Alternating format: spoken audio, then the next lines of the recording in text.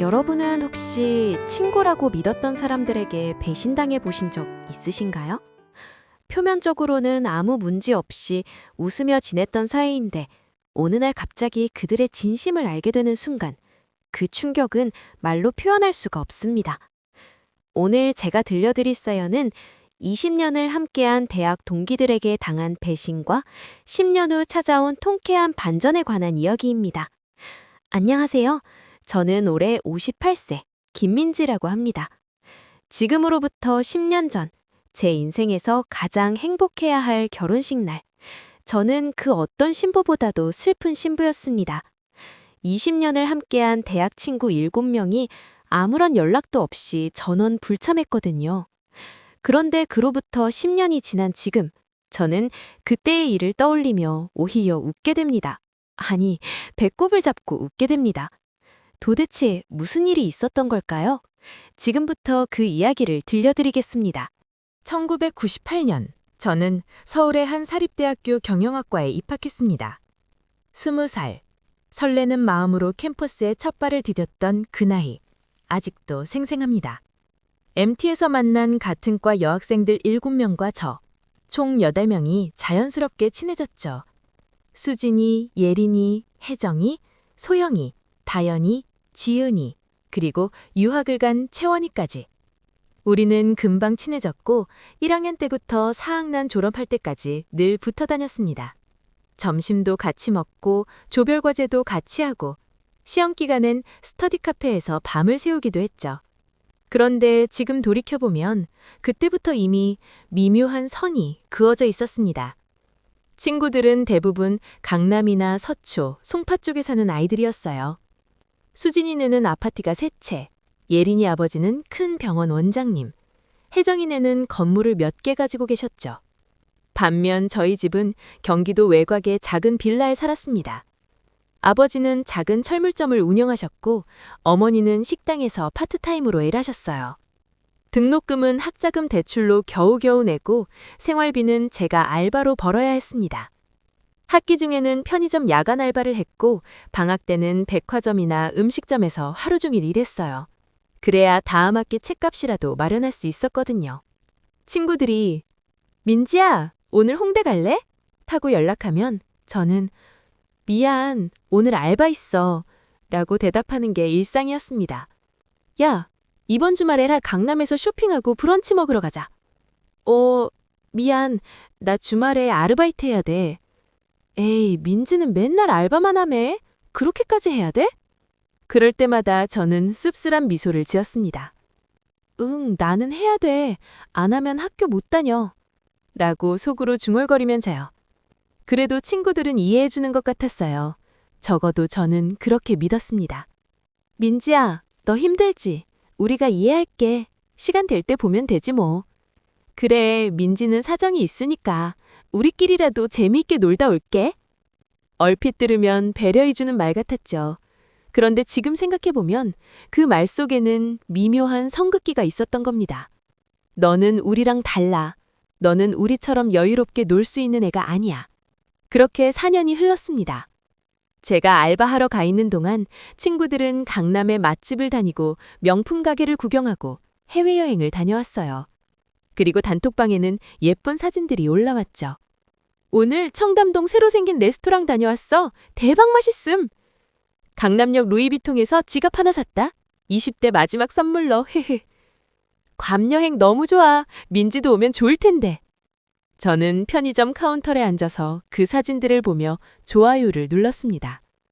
나도 언젠가는 저렇게 여유롭게 살 수 있겠지. 그렇게 수시로를 위로하면서요. 2002년, 우리는 졸업을 했습니다. 친구들은 대부분 대기업이나 외국계 회사에 취직했어요. 수진이는 삼성, 예린이는 LG, 혜정이는 외국계 금융회사. 다들 그럴싸한 곳에 들어갔죠. 반면 저는 중소기업 격리팀에 간신히 취직했습니다. 월급은 120만 원. 거기서 월세 40만 원 내고 학자금 대출 이자 갚고 부모님께 용돈 드리고 나면 남는 게 거의 없었어요. 그래도 저는 열심히 살았습니다. 회사에서 누구보다 일찍 출근하고 늦게 퇴근했어요. 주말에도 회계 공부를 했고 자격증도 여러 개 땄습니다. 친구들과는 점점 만나는 횟수가 줄어들었어요. 그들은 강남의 고급 레스토랑에서 모임을 잡았고 저는 그런 곳에 갈 여유가 없었거든요. 가끔 만나도 대화 주제가 달랐습니다. 나 이번에 프라다 가방 샀어. 진짜 예쁘더라. 나는 다음 주에 발리 간다. 휴가 때 좀 쉬어야지. 우리 회사 부장님이 나한테 해외 출장 보내준대. 싱가포르. 저는 그저 웃으며 좋겠다, 부럽다 하고 맞장구를 쳤습니다. 제 이야기는 할 게 없었거든요. 이번 달도 적자야. 월세 내고 나니 통장에 5만 원밖에 안 남았어. 이런 이야기를 할 수는 없잖아요. 그렇게 우리는 점점 다른 세계의 사람이 되어갔습니다. 그러던 2005년, 제 나이 27살 때였습니다. 저는 한 남자를 만났어요. 회사 거래처에서 일하는 정우석 씨였습니다. 우석 씨는 참 평범한 사람이었어요. 키가 엄청 크거나 잘생긴 건 아니었지만 성실하고 따뜻한 사람이었죠. 첫 만남은 업무 미팅이었는데 그는 제가 가져간 서류에서 작은 실수를 발견하고도 조용히 알려줬어요. 김 대리님, 여기 이 부분 한 번 더 확인해 보시는 게 좋을 것 같아요.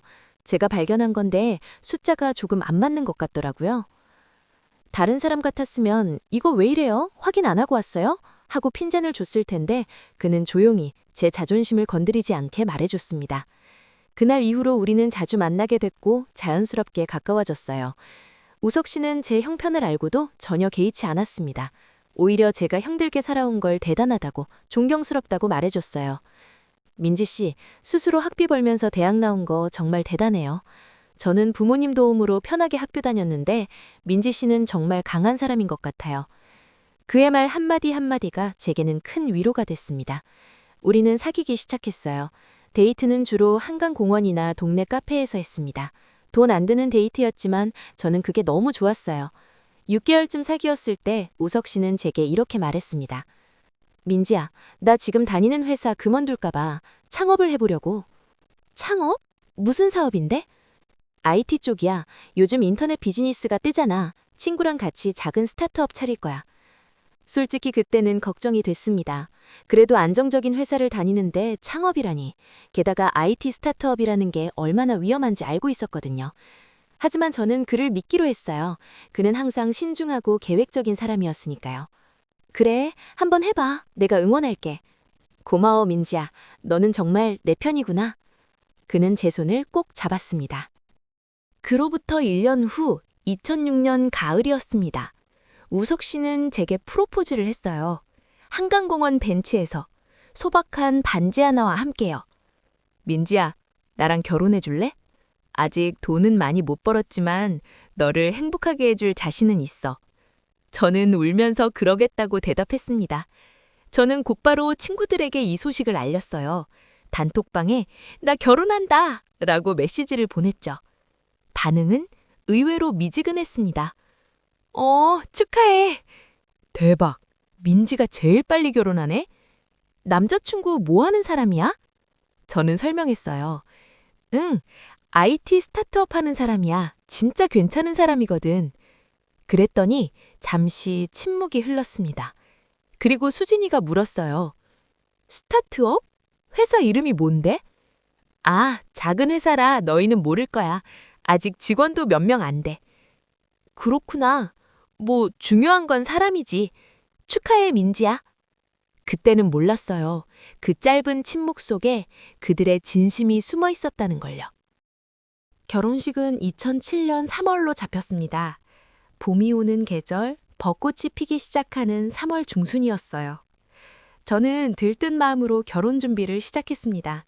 예산은 빠듯했지만 그래도 행복했어요. 청첩장을 직접 디자인하고 친구들에게 돌릴 준비를 했습니다. 어느 토요일 저는 친구들을 불러 모았어요. 홍대 근처의 괜찮은 레스토랑이었습니다. 예약할 때 우석 씨가 물었어요. 민지야, 친구들이랑 어디서 만나? 내가 좋은 데 예약해 줄까? 응? 그냥 적당한 데 가면 되는데. 아니야, 청첩장 주는 자리니까 제대로 대접해야지. 친구들 뭐 먹고 싶은지 물어봐. 우석 씨는 제 친구들에게 직접 문자를 보냈어요. 안녕하세요. 민지 약혼자 정우석입니다. 이번에 만날 때 제가 식사 대접하고 싶은데요. 혹시 드시고 싶은 게 있으시면 말씀해 주세요. 친구들은 금방 답장을 보내왔습니다. 오빠, 저희 이탈리안 좋아해요. 강남 쪽에 새로 생긴 파스타집 가고 싶어요. 오빠 완전 센스 있으시네요. 결국 우리는 강남에 있는 꽤 고급스러운 이탈리안 레스토랑을 예약했습니다. 1인당 5만 원 정도 하는 코스 요리였어요. 그날 친구들은 모두 나왔습니다. 7명 전원이요. 와, 여기 분위기 좋다. 오빠 감사합니다. 우석 씨는 밝게 웃으며 인사했어요. 안녕하세요. 민지한테 많이 들었어요. 오늘 편하게 드세요. 식사는 화기애애하게 진행됐습니다. 와인도 여러 병 시키고 스테이크까지 추가 주문해서 돈이 많이 나왔지만 오빠는 기꺼이 식사비를 내주었어요. 우석 씨는 친구들에게 친절했고 친구들도 겉으로는 우석 씨를 환영하는 것처럼 보였어요. 오빠, 민지 잘 부탁드려요. 민지 진짜 좋은 사람이에요. 오빠가 복 받으신 거예요. 우석 씨는 고개를 끄덕이며 답했습니다. 제가 오히려 민지한테 고마워요. 항상 응원해주거든요. 디저트가 나올 때쯤 저는 가방에서 청첩장을 꺼냈습니다. 자, 다들 이거 받아. 우리 결혼식 꼭 와야 돼. 친구들은 청첩장을 받아들었어요. 와, 청첩장 예쁘다. 민지야, 축하해. 근데 결혼식이 3월 17일? 토요일이네? 응, 봄이 왔을 때 하고 싶었어. 혜정이가 물었습니다. 장소가 구로구? 여기 어디야? 응, 우리 동네 근처 작은 웨깅홀이야. 교통은 좀 불편한데 그래도 예쁜 곳이야. 수진이가 슬쩍 말했어요. 토요일에 구로까지 좀 멀긴 하네. 미안, 예산이 빠듯해서 강남 쪽은 못 잡았어. 그래도 와줄 거지? 당연하지. 네 결혼식인데 안 갈 수가 있니? 친구들은 환하게 웃었습니다. 저는 안심했어요. 역시 내 친구들이야. 걱정했던 게 무색하네. 식사가 끝나고 우석 씨가 계산을 하러 갔습니다. 그 짧은 순간 친구들끼리 속삭이는 소리가 들렸어요. 근데 진짜 구로까지 가야 돼? 토요일인데 나 그날 약속 있는데. 민지 남편 스타트업 한다며 돈은 괜찮으려나? 글쎄, 좀 애매하지 않아? 저는 그 소리를 듣고 가슴이 철렁했습니다. 하지만 애써 못 들은 척 했어요. 설마 그냥 걱정되어서 하는 소리겠지? 2007년 3월 17일 토요일 제 결혼식 날이었습니다. 새벽부터 저는 잠을 설쳤어요. 설레기도 했지만 한편으로는 긴장도 됐죠. 식장은 오후 2시였습니다. 저는 오전 11시부터 웨딩홀에 도착해서 준비를 시작했어요. 드레스를 입고 메이크업을 하고 부케를 들었습니다. 거울 속의 제 모습은 그 어떤 날보다도 아름다웠어요. 오늘은 내 인생에서 가장 행복한 날이야. 저는 스스로에게 다짐했습니다. 1시쯤 하객들이 하나둘씩 도착하기 시작했어요. 친척들, 회사 동료들, 우석 씨 친구들. 그런데 이상했습니다. 제 대학 친구들이 보이지 않는 거예요. 저는 신부 대기실에서 몇 번이고 휴대폰을 확인했습니다. 아직 안 왔나? 혹시 길을 헤매는 건 아닐까? 1시 30분. 문자를 보냈어요. 다들 도착했어? 답장이 없어서 친구에게 전화를 걸었어요. 혹시 혜원아, 애들이랑 무슨 내기 한 거 있어? 너는 아파서 못 온다고 미리 연락 왔지만 다른 애들은 아무 연락이 없었는데 아직 아무도 안 오고 있어서. 전화 너머로 채원이의 한숨소리가 들렸습니다. 민지야. 응? 자정이 있었겠지 뭐. 순간 제 심장이 멎는 것 같았어요. 뭐라고? 그러니까 애들도 다 사정이 있었을 거 아니야. 너무 서운해하지 마. 채원이의 목소리는 어딘가 어색했습니다. 마치 뭔가를 숨기고 있는 것 같은 톤이었어요. 채원아, 너 뭔가 아는 거 있어? 아니, 그런 건 아니고 그냥 애들도 바빴을 거야. 너무 마음 상해하지 마. 그래. 저는 더 이상 물어볼 수 없었습니다. 채원이의 태도에서 뭔가 말하고 싶지 않다는 게 느껴졌거든요. 전화를 끊고 나서 저는 한참을 멍하게 있었습니다. 눈물이 날 것 같았지만 정말 꾹 참았어요. 채원이도 알고 있어. 분명히 뭔가 알고 있는데 나한테 말 안 해주는 거야. 그 순간 깨달았습니다. 이건 단순한 우연이 아니라는 걸요. 친구들은 의도적으로, 계획적으로 저를 배신한 겁니다. 그 후로 저는 친구들과 연락을 끊었습니다. 정확히는 제가 먼저 연락을 하지 않았고 친구들도 연락을 해오지 않았어요. 단톡방은 여전히 존재했지만 저는 알림을 꺼두었습니다. 가끔 확인해보면 친구들끼리는 여전히 활발하게 대화를 나누고 있었죠. 오늘 청담동에서 런치 어때? 좋아, 나도 갈게. 나도. 그들의 일상은 여전히 화려하고 즐거워 보였습니다. 저 없이도 아무 문제 없이 돌아가고 있었어요. 저는 그 방을 보며 쓴웃음을 지었습니다. 나는 애초에 그들에게 필요한 존재가 아니었구나. 결혼 생활은 행복했습니다. 우석 씨는 제가 상처받은 걸 알고 저를 더 세심하게 챙겨줬어요. 민지야, 괜찮아. 그런 친구들은 정리되는 게 오히려 잘 된 거야. 그래도 8년을 알고 지낸 사이인데 8년이 중요한 게 아니야. 진심이 중요한 거지. 그 친구들은 진짜 친구가 아니었어. 우석 씨의 말이 맞았습니다. 하지만 인정하기가 쉽지 않았어요. 그렇게 1년, 2년, 3년. 시간이 흘렀습니다. 그 사이 우석 씨의 스타트업은 점점 성장했어요. 직원도 늘고 매출도 올랐습니다. 2010년에는 첫째 아이가 태어났고 2012년에는 둘째가 태어났어요. 저는 아이들을 키우며 행복한 나날을 보냈습니다. 친구들 생각은 점점 희미해졌어요. 가끔 SNS를 통해 그들의 소식을 접했습니다. 결혼하는 친구들도 있었고 승진하는 친구들도 있었죠. 수진이는 대기업 부장이 됐고 예린이는 외국계 회사 임원이 됐어요. 혜정이는 변호사 남편을 만나 강남에 살고 있었습니다. 그들의 삶은 여전히 반짝반짝 빛나고 있었어요. 반면 저희 부부는 그렇게 화려하진 않았습니다. 우석 씨의 회사는 성장하고 있었지만 여전히 제 투자가 필요한 시기였거든요. 큰 수익을 내기보다는 회사를 키우는 데 집중했죠. 저희는 여전히 작은 아파트에서 살았고 차도 소형차를 탔어요. 경차인 기아 레이였습니다. 민지야, 차 좀 큰 거 사줄까? 애들도 있는데 불편하지 않아? 아니야, 이거 딱 좋아.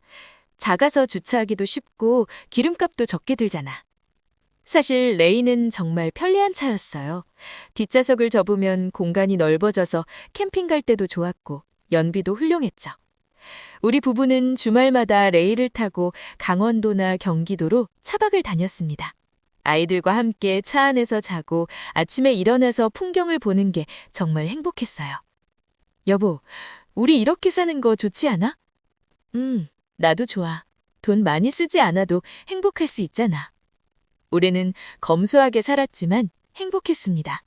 2017년 제 나이 39살가 됐을 때였습니다. 어느 날 단톡방에 알림이 떴어요. 오랜만에 확인해봤더니 동창회 공지였습니다.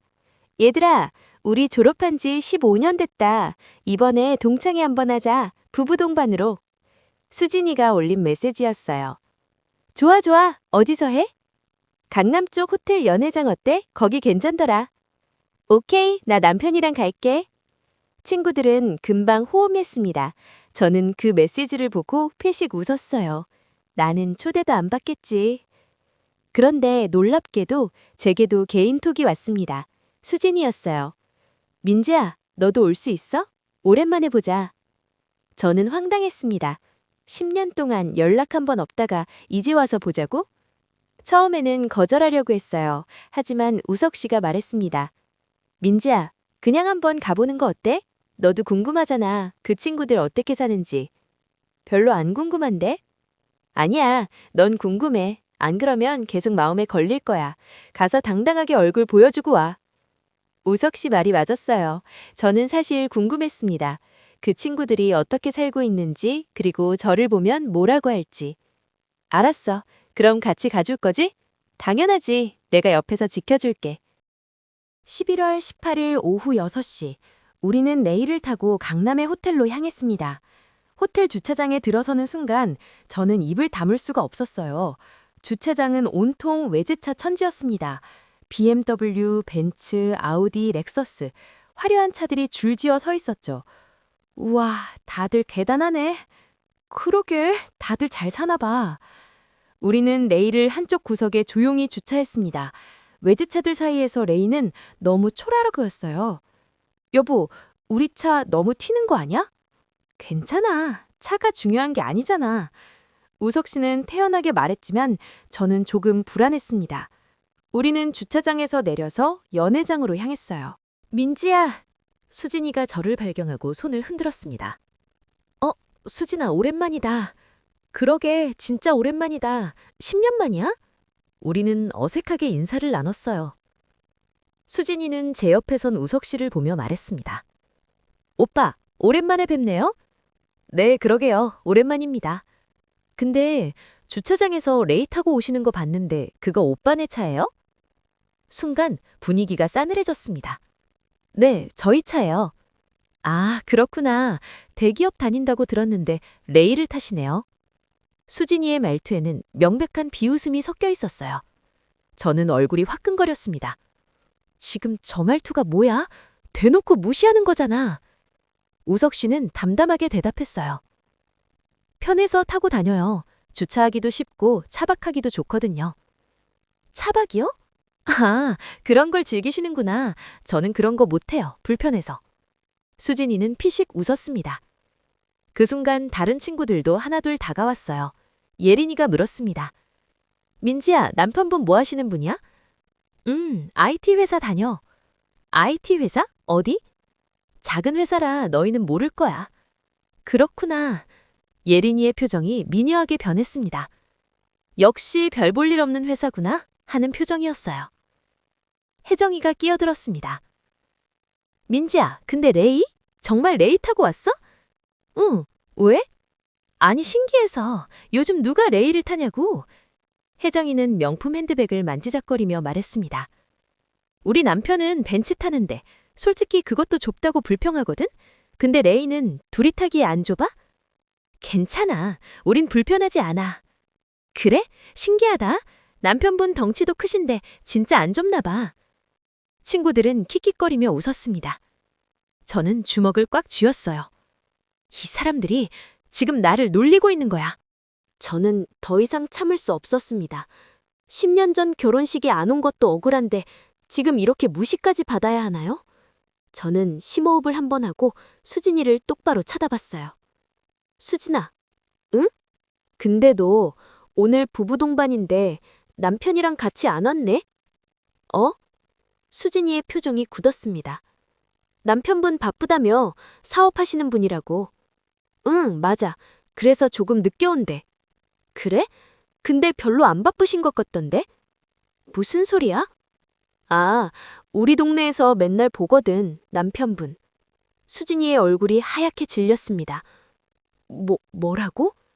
응, 우리 집 근처 골프 연습장에서 거의 매일 보던데, 아침부터 저녁까지.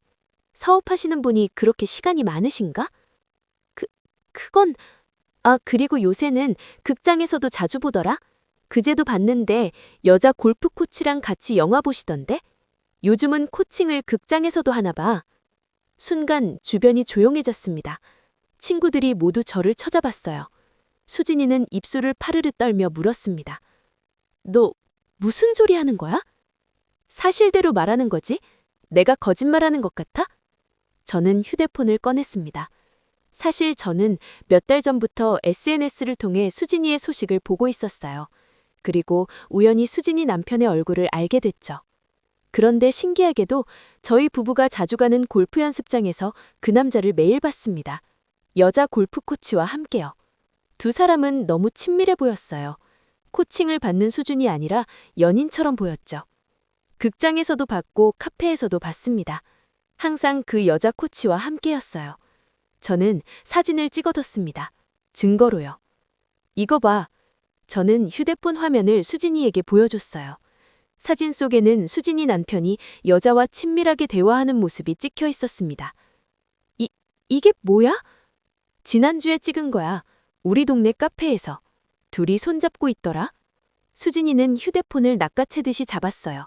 그리고 사진을 확대해서 보더니 얼굴이 창백해졌습니다.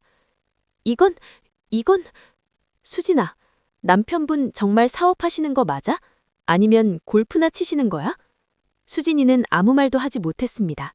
주변 친구들도 숨을 죽이고 지켜봤어요. 저는 휴대폰을 도로 빼앗아서 말했습니다. 참고로 나는 남편이랑 사이가 좋아서 아직도 좁은 차 안에서 같이 있는 게 너무 재밌거라. 마치 신혼부부처럼 말이야.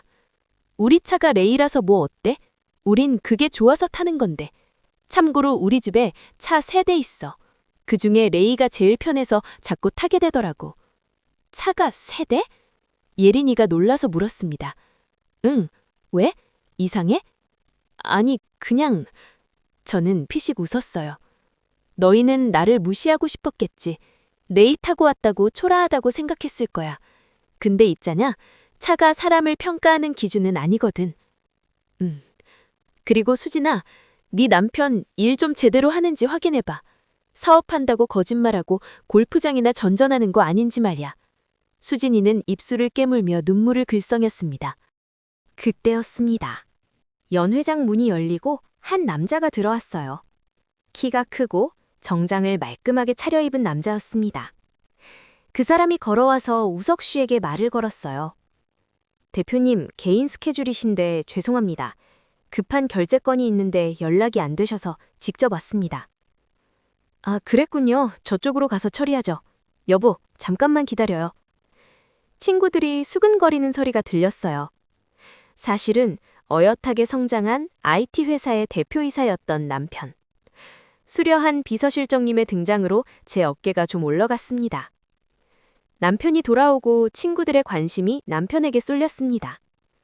오빠, 예테크면 얼마 전에 상장하지 않았어요? 저희 남편이 그 기사를 썼었는데. 아, 네, 맞습니다. 그래서 정신이 너무 없었어요. 좋아하는 차박도 몇 달 못 갔거든요. 친구들의 표정이 정말 썩은 듯 억지 미소대 짓고 있는 게 느껴졌어요. 사실 좀 많이 통쾌했습니다. 사실 오늘 민지는 여기 안 오려고 했어요. 다들 아시다시피 10년 전 저희 결혼식에 말도 없이 불참하셔서 민지가 많이 상처받았거든요. 아, 그건 저희가 그 사정이란 게 대체 어떤 것이길래 동시에 7명에게 생기는 건지 궁금하네요. 친구들은 아무 말도 하지 못하더군요. 저희는 그런 의도가 없었다고요? 그럼 오늘 레이 타고 왔다고 비웃은 건 뭔가요? 친구들은 고개를 숙였습니다. 여러분, 사람을 평가할 때 차나 옷으로 판단하지 마세요. 그건 정말 천박한 겁니다. 민지는 저보다 훨씬 강한 사람이에요. 대학 때 알바하면서 학비 벌고 졸업하고 나서도 열심히 일했어요. 그런 민지를 무시할 권리는 누구에게도 없습니다. 연 회장은 숨소리조차 들리지 않을 만큼 조용했어요. 민지야, 우리 이만 가자. 오늘 100억짜리 계약도 성사됐으니 우리 둘이 오붓하게 기념 파티하러 가자. 남편과 함께 손을 잡고 저는 연 회장을 나왔습니다. 눈물이 났습니다. 어린 시절 편안하게 학교 생활하는 친구들을 부러워하기도 했고 친구들과 어울릴 수 없어서 힘들었던 제 20대가 떠올랐거든요. 하지만 저는 누구보다 행복한 사람이에요. 이제 제 옆에는 든든한 제 베스트 프렌드, 남편이 있으니까요.